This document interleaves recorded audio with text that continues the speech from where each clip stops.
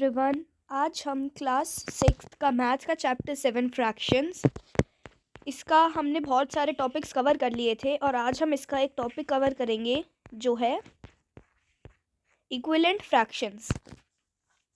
तो सबसे पहले हम खुद से समझते हैं कि इक्विवेलेंट फ्रैक्शंस होती क्या है। इक्विवेलेंट फ्रैक्शंस माने इक्वल फ्रैक्शंस।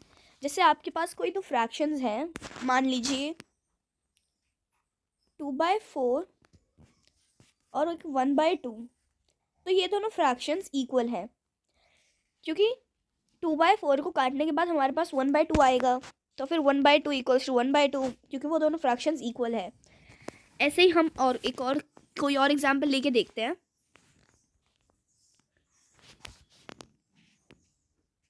2/5 10/25। अब हम इसे कट करेंगे तो फिर 5 से कट होएगा, तो फिर 2 2 2 ज़ा 5 2 ज़ा 10 और 5 5 ज़ा 25, तो ये आ गया 2/5। तो फिर ये दोनों एक दूसरे के इक्वल हैं। अब हम इसे रीड करते हैं। Using a fraction wall to find out equal fractional lengths. अब हम फ्रैक्शन वॉल का यूज़ करेंगे इक्वल फ्रैक्शन के लेंथ्स को दिखाने के लिए। In the previous section, you used paper folding to represent various fractions using fractional units. हमने जो previous sections थे इस जो chapter है chapter 7 fractions, इसमें जो हमारे पहले वाले topics थे, जो ऊपर जितने भी topics थे, उनमें हमने strips को fold करके उन्हें, मतलब जो हमारे पास paper strip थी उन्हें fold करके हमने fractional unit सीखी थी कि उन्हें रिप्रेजेंट कैसे करते हैं। Let us do some more activities with the same paper strip. और अब हम कुछ और एक्टिविटीज करेंगे उस सेम पेपर स्ट्रिप से। यहाँ पे हमने एक स्ट्रिप ली, ये हमारी पूरी एक यूनिट है। हमने फिर इसको 2 इक्वल पार्ट्स में डिवाइड किया और हमने हाफ पार्ट को शेड कर दिया। तो फिर ये हाफ है, तो फिर वो दूसरी साइड का भी हाफ है। फिर उसके बाद हमने इसे, जो हमारे पास 2 इक्वल पार्ट्स थे उन्हें भी 2 इक्वल पार्ट्स में डिवाइड कर दिया। मतलब हमारे पास टोटल 4 इक्वल पार्ट्स हो गए और उनमें से हमने 2 पार्ट्स को शेड कर दिया। 2/4 हमने पार्ट शेड कर दिया। और फिर जो हमारी स्ट्रिप थी हमने उसे फिर 8 इक्वल पार्ट्स में फोल्ड कर दिया और फिर उसमें से हमने 4 पार्ट्स को शेड कर दिया।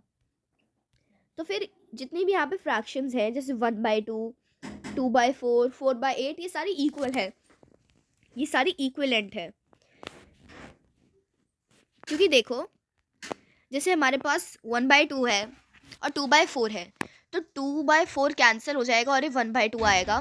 और ऐसे ही 4/8 भी कैंसिल हो जाएगा और यहाँ पे भी 1/2 आएगा। तो फिर ये सारी फ्रैक्शंस एक दूसरे से इक्विवेलेंट है। These are equivalent fractions that denote the same length but they are expressed in terms of different fractional units. ये इक्विवेलेंट फ्रैक्शंस हैं जो एक ही लेंथ को डिनोट करती हैं, पर इन्हें अलग अलग फ्रैक्शनल यूनिट्स में लिखा जाता है। मतलब जैसे यहाँ पे था, ये डिनोट हाफ को कर रही है, जैसे 2/4 है, डिनोट कर तो हाफ को ही रही है, पर इसे लिखा 2/4 गया है।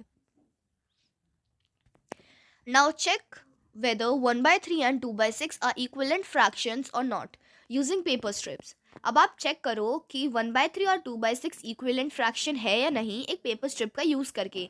जैसे ऊपर था वैसे ही आप पेपर स्ट्रिप का यूज़ करके इसे करेंगे और आपको देखने को मिलेगा कि जो 2/6 है वो कैंसिल आउट होके 1/3 ही आएगा। तो फिर ये दोनों इक्विवेलेंट होंगे। Make your own fraction wall using such strips as given in the picture below.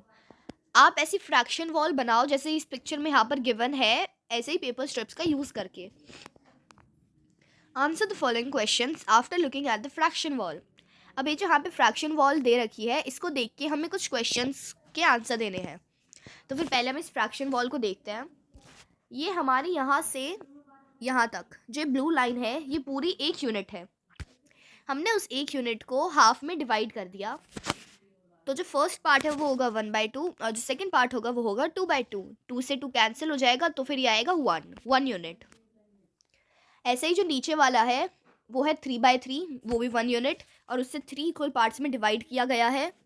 उसके नीचे वाला 1/4, फिर ऐसे ही 1/5 1/6 और ऐसे ये सारे एक एक यूनिट बन रहे हैं। Are the lengths 1/2 and 3/6 equal? क्या ये जो लेंथ्स है 1/2 और 3/6 ये इक्वल है? तो फिर इसे हम, ये 3/6 कैंसिल हो सकता है 3 से, तो फिर ये भी आ जाएगा 1/2। तो इसका आंसर आएगा yes. The length of 1/2 and 3/6 are equal. इसे आप पूरा लिखेंगे, मैंने सिर्फ यस लिखा है।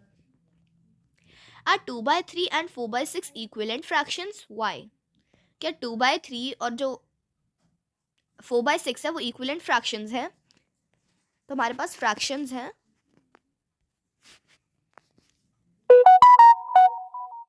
2/3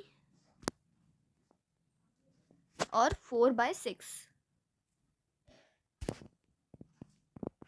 हमें बताना है कि क्या ये इक्विवेलेंट है। तो फिर इसका आंसर यस होगा, क्योंकि जो 2/3 है वो किसी से कैंसिल नहीं हो सकता, मतलब ये सबसे शॉर्टेस्ट फॉर्म है 2/3 की। और जो 4/6 है वो 2 से कैंसिल हो सकता है, 2 2 4, 2 3 6। तो फिर ये आ जाएगा 2/3। तो फिर इसका आंसर होगा यस। और रीज़न आप लिख देंगे कि वो कैंसिल आउट होने के बाद 2/3 ही बन रहा है, मतलब इक्वल नंबर बन रहा है। How many pieces of length 1/6 will make a length of 1/2? हमारे पास जो 1/6 है ये वाला, इसमें हमें बताना है कि हमारा 1/2 कब बनेगा। तो फिर हम इसका 1/6 का हाफ ले लेंगे, तो फिर जो 6 है 6 का हाफ ले लेंगे तो वो होगा 3। तो फिर ये 3/6 इसका आंसर होगा, क्योंकि हमारे पास 6 है, हमारे पास टोटल 6 पार्ट्स हैं और हमने 6 में से 3 ले लिए, हमने 6 का हाफ ले लिया, तो फिर वो होगा 1/2। और इससे जो हमारे पास 3/6 आएगा इसे हम कैंसिल करके देखेंगे तो तब भी हमारा आंसर 1/2 ही आएगा। How many pieces of length 1/6 will make length of 1/3? कितने पीसेज लगेंगे 1/6 की एक लेंथ बनाने के लिए 1/3 की?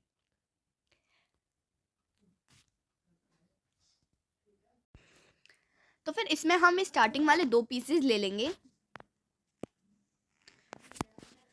और हम यहाँ पे देखेंगे कि 1/6 प्लस 2/6 इक्वल्स टू 3/6। और अगर हम इसे कैंसिल करें तो फिर ये आएगा 1/3। तो फिर इसका आंसर होगा 2 पीसेस लगेंगे हमें, एक 1/6 का और एक 2/6 का। तो फिर आप यहाँ पे लिखेंगे 2 पीसेस।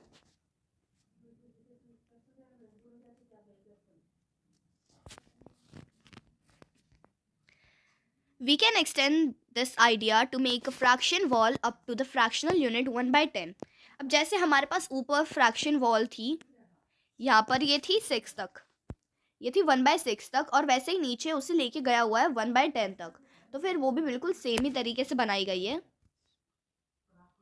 देखिए जैसे यहाँ पे है 2/2, 2/2, 3/3, 4/4, 5/5, 6/6, यहाँ पे 7/7 आएगा, 8/8, 9/9, 10/10, और इन सबको कैंसिल करने के बाद हमारे पास 1 यूनिट ही आएगा।